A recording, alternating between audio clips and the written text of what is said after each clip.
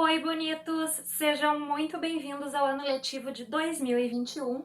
Eu sou a professora Milena, para quem não me conhece. No ano passado, vocês viram muitas coisas sobre função de primeiro grau.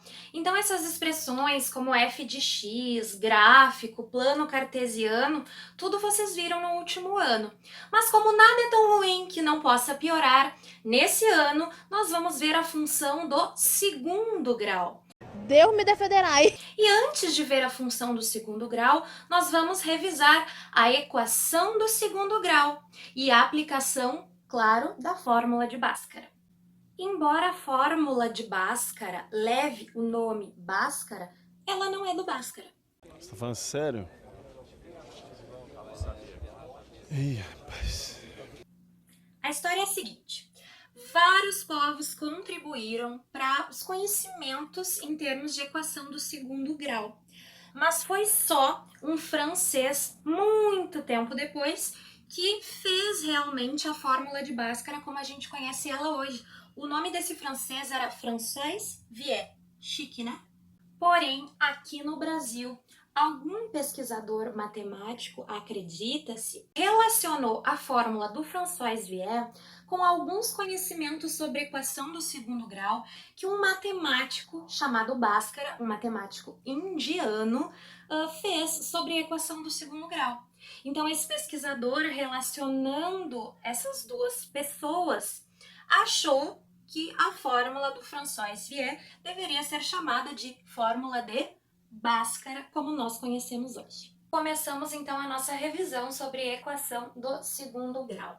A equação do segundo grau é sempre esta equação que apresenta uma incógnita, uma letra a ser descoberta, que tem como expoente este 2. E este é o maior expoente que nós vamos encontrar então na incógnita. Então, como exemplo, eu escrevi aqui a equação x² menos 5x mais 6. Nós temos o valor de uma letra, nós queremos descobrir o valor da letra x e ela tem como maior expoente o 2. Então, é uma equação do segundo grau.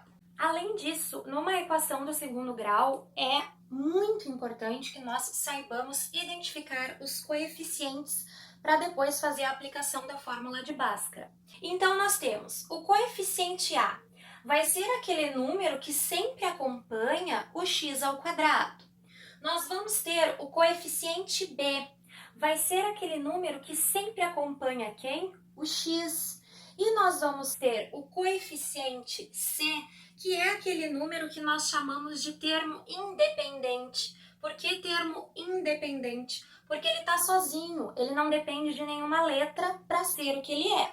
Então, no caso do nosso exemplo aqui, x² menos 5x mais 6, o nosso coeficiente A vai ser 1, certo? Porque quando não aparece nada aqui em frente da letra, é porque nós temos aqui oculto um número 1. Então, aqui o nosso coeficiente A vale 1. Quem está acompanhando x é o nosso coeficiente B. Então, o nosso coeficiente B nessa equação aqui vale menos 5. A gente leva o sinal do número junto com ele.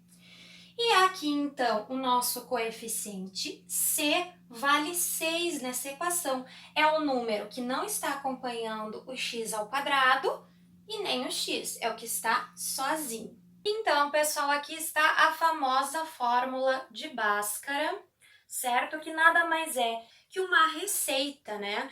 Uma receita de como operar com aqueles coeficientes que nós vimos anteriormente.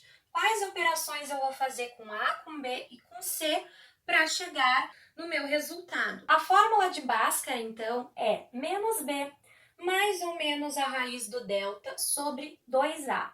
Sendo que o delta vai ser B² menos 4 vezes A vezes C. Tem pessoas que preferem não fazer com o delta, tem pessoas que colocam tudo isso que o delta representa diretamente lá dentro da raiz. Não tem problema, vocês vão fazer da forma como preferem. Bora então fazer a aplicação da fórmula de Bhaskara de fato a partir dessa equação aqui. Primeira coisa, então, para aplicar a fórmula de Bhaskara é identificar quem é o A, quem é o B, quem é o C. Então, a nossa equação aqui, como eu disse, o A é aquele que acompanha o x ao quadrado. Então, o nosso A, como ele não aparecia, na verdade, né, ele não estava aparecendo, ele vale 1. O nosso B vale menos 5, porque quem é o B? Aquele que acompanha o x. E quem é o número que vai estar sozinho aqui, ó? É o 6. Então, portanto, o 6 é o C. Nós vamos começar, então, depois de identificar cada coeficiente, pelo delta. O delta era, então, o quê? B ao quadrado. Então, nós vamos ter menos 5 ao quadrado.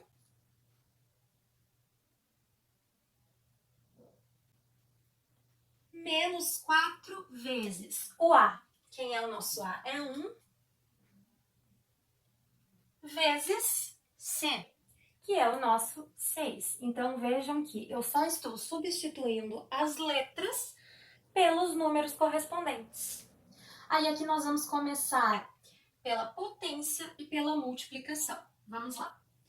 Menos 5 ao quadrado é 5 vezes 5, que dá 25. Como o expoente é par, mesmo que aqui seja negativo, o nosso resultado vai ser positivo. E aí nós vamos ter, eu sempre digo que é melhor primeiro multiplicar e ver o resultado e depois ver qual o sinal que vai ficar. Então, a gente tem 4 vezes 1, 4.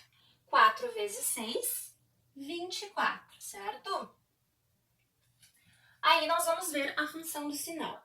O menos com este mais fica menos. O menos com este mais também fica menos. Então, aqui o nosso resultado é negativo.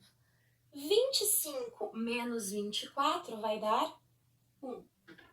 Temos, então, que o nosso delta vale 1. Tendo o valor do delta, nós vamos aplicar o restante da fórmula.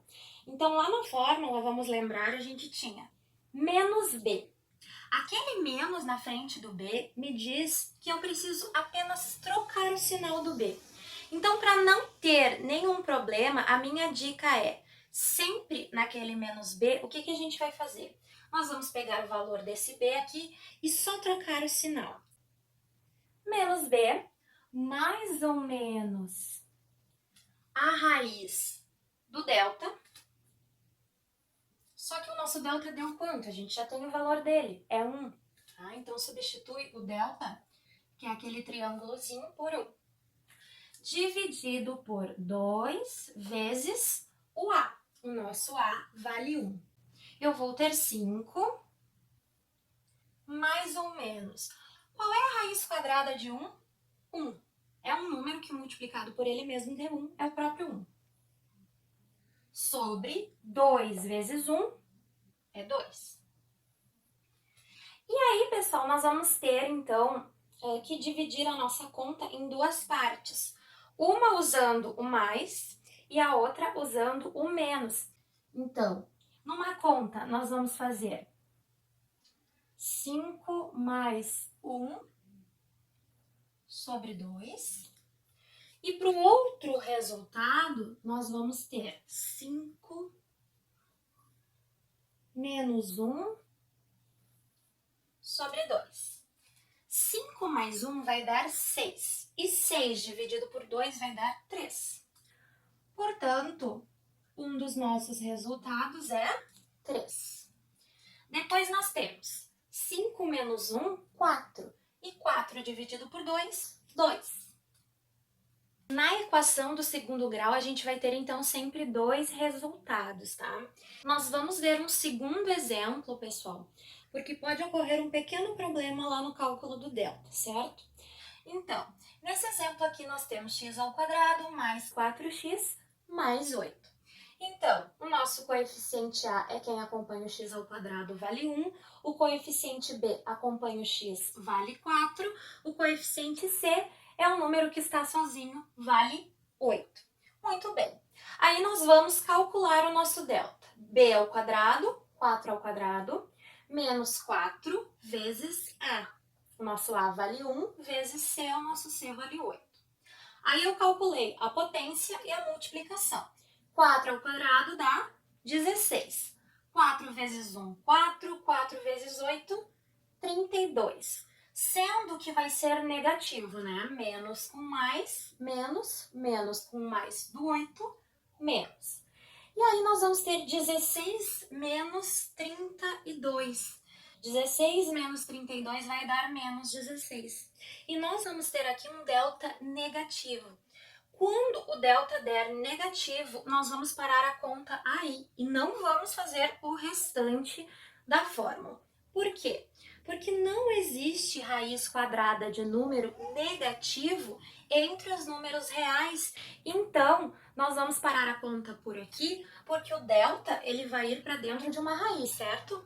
E raiz quadrada de número negativo não existe dentro dos números reais que nós estudamos. Então, paramos a conta por aí. Calculou o delta deu negativo? Para aí. Outra situação que pode ocorrer é o delta dar zero. Nesse caso, a gente continua fazendo a conta, porque a raiz quadrada de zero existe e vale exatamente zero. Por hoje, então, pessoal, era isso. Eu espero que vocês tenham compreendido. Qualquer dúvida, me procurem. Eu estou à disposição para ajudar vocês, certo?